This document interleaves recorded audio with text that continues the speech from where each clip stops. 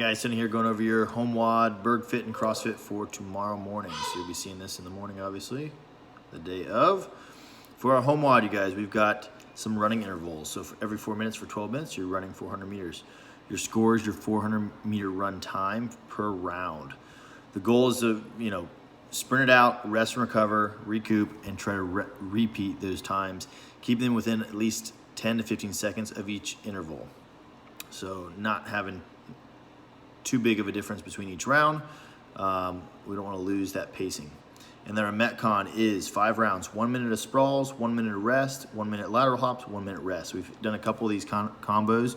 We've got a minute of max effort and then a minute of rest and recover. Similar in context to the 400-meter runs, except we're doing some movements now. So for those sprawls, it's just a burpee without the push-up.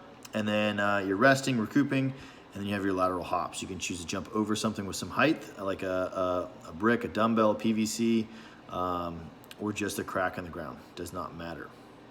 Have fun with that one. And then moving on to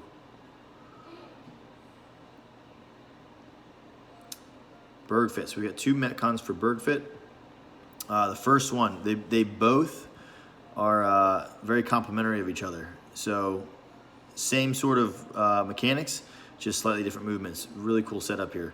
So 3 rounds for time for each of the Metcons. The first Metcon is a 14-minute cap as well as the second. Exact same thing. We have a 5-minute rest between the two. So 3 rounds for time, 10 hang kettlebell cleans on the left, and you got 20 alternating front rack lunges, 10 hang kettlebell cleans on the right. Hopefully I said that right. They're kettlebell cleans, hang kettlebell cleans on the right, and then you have 20 alternating front rack lunges with that kettlebell or dumbbell or some sort of odd object. So 3 rounds of that.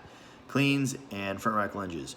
The kicker here, guys, you don't want to do all 10 and then rest, just like a similar workouts like DT, where you've got movements that transition into the next movement.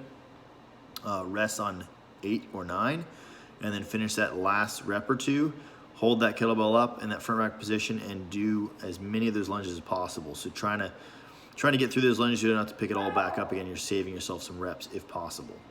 Then you're resting for that 5 minutes. We're going into the second Metcon, same thing, 3 rounds for time, but this time 10 hang kettlebell snatches on the left. So all on the left, and then we're moving into 20 goblet squats. And then 10 hang kettlebell swings on the right. I'm sorry, kettlebell snatches, I keep saying swings. Hang kettlebell snatches on the right, 20 goblet squats. Obviously both workouts are complementing each other, so the second one is going to be a grinder. A little bit more complicated movement as far as the kettlebell goes, but a little bit simpler of a movement stability-wise as far as the squatting goes, but everything's going to be blown up at that point. So chip through it. Again, strategize when you set that kettlebell down and when you pick it up to do those squats or lunges, and be strategic in those sets. But keep moving, you guys. And then CrossFit.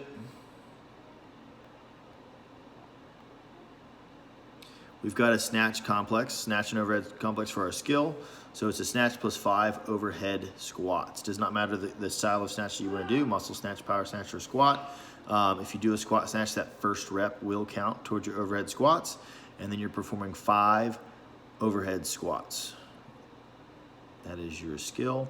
If you are limited by weight, or let's say you have a kettlebell or something like that, you can still do an overhead squat with kettlebell or dumbbell.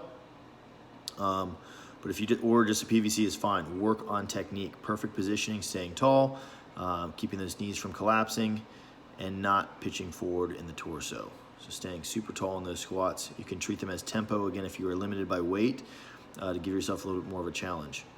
And then our Metcon, right after that, is 4 rounds for time. 50-foot walking lunge, 30 single-arm dumbbell push press, that's 15 per side, and then 30 box jumps. It's a 15-minute cap. If you, going back over this 50-foot walking lunge, you just, if you have a shorter space, just go back and forth. If you absolutely have no space, then just do stationary. And then, you have some space in your house, I'd assume you can just do 10-foot increments. So 50 foot there. And then for the single arm dumbbell presses, it's 15 per side. It doesn't matter how you split them up, just make sure you get 15 per side. I would recommend just busting another big set on your right and then switching to your left. If you have to do 2 sets, that's fine. But I'd try to keep it limited to no more than 3 sets per arm. And then those box jumps, if you don't have something to jump on, you can always use a chair and just step up, something that's stable enough that you're not gonna lose your balance or it collapse, but something that you might not want to be jumping on. Just make sure you've got something you can still perform that same or similar stimulus. Have fun, you guys.